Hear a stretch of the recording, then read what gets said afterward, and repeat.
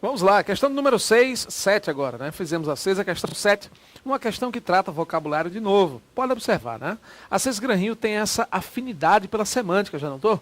Então é bom colocar um bom dicionário ao lado aí, sempre dar uma olhadinha, ver algumas palavras ou expressões em contextos específicos, enquanto a Carlos Chagas, o SESP, a ESAF, colocam uma ocorrênciazinha assim perdida, né, desse valor semântico de palavras e expressões, a CES Gran-Rio sempre observa muito a ponderação do uso sobre palavras e expressões em contextos. O termo tal equivale semanticamente a, o valor semântico da expressão tal é. Então, sempre a semântica associada ao sentido, significado. Não esqueça, semântica é sentido, significado. Vamos dar uma olhadinha então? Veja lá, é só acompanhar. Olha só. Questão 7, mais uma vez, pode observar, você nem vai se dar o trabalho de analisar frase nenhuma. Você vai só observar o encaixe mesmo semântico aí. Conforme o estudo realizado pela ISMA e tal, aquela empresa internacional, você já viu, né? Conclui-se que a linguagem corporativa exerce sobre os efeitos causados pelo estresse uma ação que... Lembrando, o que ele fala no texto sobre linguagem corporativa? Lembra a questão da linguagem? Ele começa a falar na linha 9, né?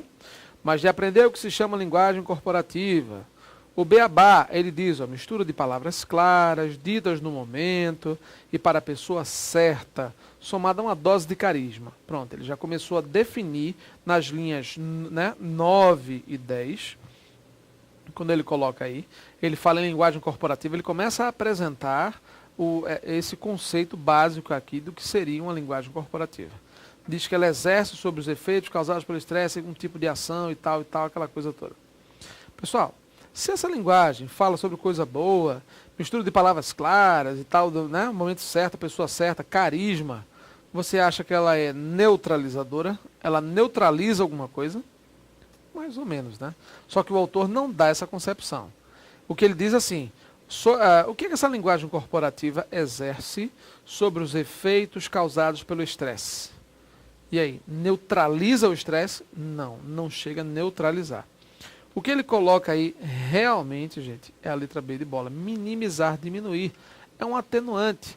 Reduz os efeitos dessa questão do estresse aí. Percebeu? Então, ele fala realmente em redução. A própria intuição e tal, ele diz que combate, ajuda essa questão do estresse, das formas de prevenção, mas ele fala também em isso aqui servir como um colete salva-vidas, né? Então ele fala a comunicação interpessoal, uma série de coisas, o colete salva-vida.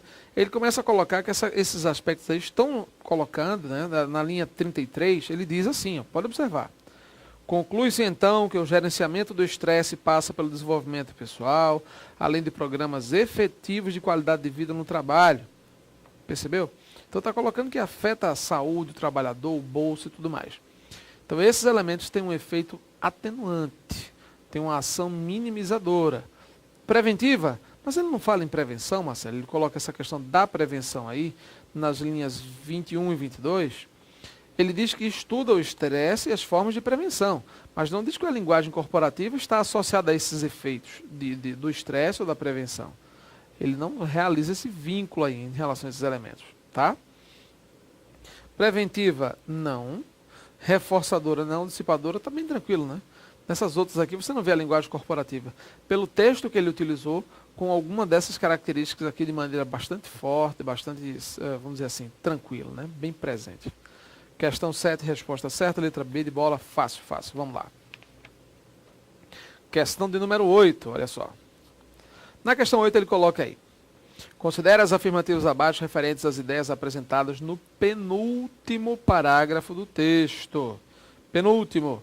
Aquele que começa, conclui-se então o quê? Certo? Penúltimo. Na empresa, a administração do estresse vai além da preocupação com a saúde física do indivíduo. O que você acha? Vai ou não vai? Certamente vai. Então, eu vou administrar o estresse, não só pensando na questão física do indivíduo, mas na questão mental, uma série de coisas, né? O estresse ele está associado a tudo isso. O 1 é verdadeiro. E o 2, o que você acha? O 2 diz, o custo gerado pelo estresse profissional nos Estados Unidos é menor do que o gerado nos países integrantes da União Europeia. E aí, o que você acha? Isso é verdadeiro ou é falso? Pessoal, ele fala sobre isso, né? A questão dos números, Estados Unidos e União Europeia, mas onde é que ele compara isso? Gente, você começa a perceber aí que ele cita no quarto parágrafo aí, né? 1, 2, 3, 4, quarto parágrafo. Ele começa a falar dos Estados Unidos aí na linha 38. Sabe-se que nos Estados Unidos o estresse tem custado 300 bilhões de dólares, parará. Aí na linha 40 ele diz, nos países membros da União Europeia, gira em torno de 265 bilhões. Então ele diz, o custo gerado pelo estresse profissional nos Estados Unidos é menor do que o gerado nos países integrantes. O que você acha? E aí, ele diz números relativos ao absenteísmo, rotatividade, lesões e tal e tal. Por aqui ainda não foi feito o cálculo dessa conta, mas acredite que temos similares americanos. Gente, olha só o que ele fala aí. O que ele coloca, né, nesse contexto. Ele diz, o custo gerado pelo estresse profissional dos Estados Unidos é menor do que o gerado nos países integrantes da União Europeia. O que você acha? O custo do estresse profissional. Ele disse na linha, gente. O estresse profissional tem custo estimado em 300 bilhões ao ano. E nos países membros da União Europeia, esse valor gira em torno de 265 bilhões de euros. Você até agora não estava entendendo nada, né? Mas veja, como é que essa 2 é certa? Está errado esse negócio. Não, está errado, está errado. Nos Estados Unidos não são 300? E lá na Europa, na União Europeia, não são 265? Ele falou no 2 aí que o custo gerado pelo estresse é menor nos Estados Unidos, os Estados Unidos é menor do que o gerado nos países integrantes. Está falso isso. Na União Europeia você gasta 2,65, a União Europeia é menor do que os Estados Unidos. Pessoal, você não pode se esquecer de considerar aí o fator cambial, né? Note que a pegadinha dessa questão, desse item 2 aí, é que ele colocou exatamente a diferença de moeda. Quando ele começou a comentar o problema existente na questão dos Estados Unidos, ele fala em dólares. 300 bilhões de dólares. E nos países tal, membros da União Europeia, este valor gira em torno de 265 bilhões de euros. Muito mais valioso que o dólar. É só comparar. Eu não tenho nem noção de quanto é que está o euro hoje, nessa questão de câmbio aí, mas seguramente muito mais valioso que o dólar. Então, se você tem 300 bilhões de dólares aí ao ano, seguramente em termos de euros, bota 350 a 400 bilhões. Eu acho que uns 400 já dá tranquilo. Então, você vê um custo muito maior por parte da União Europeia. A frase 2, então, está corretíssima. Cuidado, hein? Leitura desatenta derruba um na prova. Fique atento aí para não escorregar lá na hora, quando for para valer, hein? Vamos lá, acompanha aí. Então, o 2. Muita gente patinou aí, né, nessa história de bilhões de dólares. E o outro na União Europeia, né? Bilhões de euros. Então tem que tomar cuidado com essa história de dólares e euros aí, tá? Vamos lá. 1 e 2 estão corretos. 3. No Brasil, o custo para as empresas, no que se refere ao estresse, é igual ao evidenciado nos Estados Unidos. Gente, o que o texto diz é... Veja, linha 43. Pode observar aí na linha 43. Veja. Na linha 43 ele coloca assim. Por aqui ainda não foi feito o cálculo desta conta. Veja que ele deixa claro que o cálculo não existe ainda. Mas acredita-se que temos valores similares ao americano. Acredita-se. Olha o que ele diz aí no 3, nesse item 3 aí. Ele coloca claro, no Brasil o custo para as empresas no que se refere ao estresse é igual ao evidenciado nos Estados Unidos. Ele está dizendo que é igual. Se não existem números absolutos que comprovem efetivamente isso, por que é que eu vou pensar que é igual? A gente já sabe aí. Questão 8, portanto, resposta certa, letra C de casa, né? É isso aí, vamos lá, continuando. Olha só. Na questão 8 você tem 1 e 2 como corretos, como verdadeiros. Letra C de casa como resposta. Maravilha. Vamos lá. Questão de número 9. Qual vocábulo se flexiona em número pela mesma justificativa que salva vidas? Palavra composta, né? Plural dos compostos. Está observando aí? Vez por outra, César Gran Rio começa a tocar no assunto substantivos. Está vendo aí? Substantivo classificação, substantivo flexão e tal. Olha cá, olha aqui, ó. Flexão de nomes compostos. Olha, eu tenho uma dica para você. nessa história de flexão de nomes compostos, olha, mamata, tranquilo, fácil demais. Você pode observar isso lá também no curso Prático de Gramática. No nosso curso Prático de Gramática aqui, você vai pegar uma série de tópicos aí em relação a essa pluralização dos nomes que vai seguramente ajudar você bastante aí, certo? Uma coisa bem simples. Se eu tiver palavras compostas, substantivos, veja, palavras compostas, geralmente substantivos.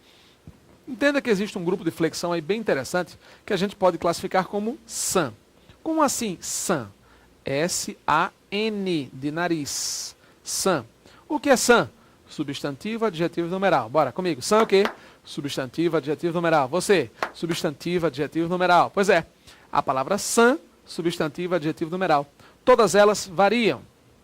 Sempre que você tiver uma palavra composta formada por SAN, palavra composta formada por SAN, substantivo, adjetivo e numeral. Ó, eu vou colaborar. Vá. Pegar um lapisinho aqui na mesa. Pronto, aqui agora. Vá. SAN, substantivo, adjetivo e numeral. SAN, substantivo, adjetivo e numeral. SAN, substantivo, adjetivo e numeral. Esqueça não, viu? Esqueça não, rapaz. Por que você não veio mais para perto? É porque tem uma mesa aqui na minha frente. Aqui. Não dá para subir. Aqui. Dá não. Mas dá para rodear, né? Beleza, doido, vou rodear aqui. SAN, substantivo, adjetivo, numeral. SAN, substantivo, adjetivo, numeral. Todos eles variam. Todos eles variam. Varia, não é vareia não, viu? Cuidado. Vareia. Não, varia. Olha só. Como assim? Entendi não. Substantivos compostos com dois elementos. Vou dar um exemplo bem simples. Pessoal, se eu disser, por exemplo, couve-flor.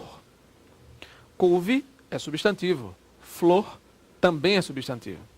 Substantivo, substantivo. Substantivo, não é SAN? Não faz parte do grupo. SAN, faz ou não faz? Faz. Substantivo é SAN. Olha a dica aí. SAN, substantivo, adjetivo, numeral. Substantivo, adjetivo, numeral. Couve, flor. Couve é substantivo, varia. Flor também é substantivo, também varia. Então qual é o plural de couve e flor? Couves, flores. Porque os dois são substantivos. Hoje, terça-feira. Aí, sei lá, deve ser sábado, domingo, qualquer dia, que você acessa qualquer dia a aula aí, né? Tá tranquilo. Terça-feira. Qual é o plural de terça-feira? Olha só. Terça é a primeira palavra. Numeral. Numeral é SAN. Feira. Feira é substantivo. Terça-feira. Terça, numeral. Feira, substantivo. As duas palavras compostas, olha o hífen aqui, não fazem parte do grupo SAN? Fazem ou não fazem?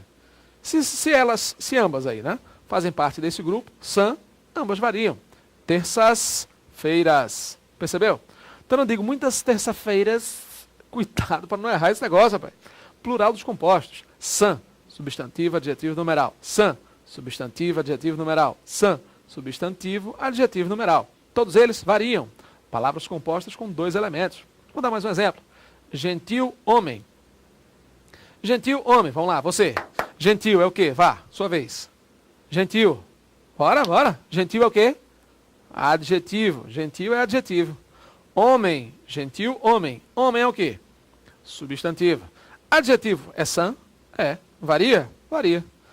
Homem é substantivo? É SAN? É. Varia ou não? Moleza, tá vendo que você já entendeu, já está entendendo tudo. Então, ó, qual o plural de gentil homem? Diga aí, você, vá. Gentis homens. Os dois vão ao plural. É isso? Amor perfeito. Vai. Amor é o quê? Palavra composta com dois elementos, hein? Amor é o quê? Amor, substantivo. Amar é que é verbo. Olha, amor é substantivo. Tá. Amor, substantivo. SAN, varia. Perfeito é adjetivo. Adjetivo também é SAN, também varia. Amores perfeitos. É fácil? Moleza. Agora, as palavras que não forem SAN, que contribuírem na formação de palavras compostas, se elas não forem SAN, não estiverem nesse grupo, aí elas não variam. Vamos ver um exemplo aí? Beija-flor. Beija é o quê? Não é verbo? Verbo beijar.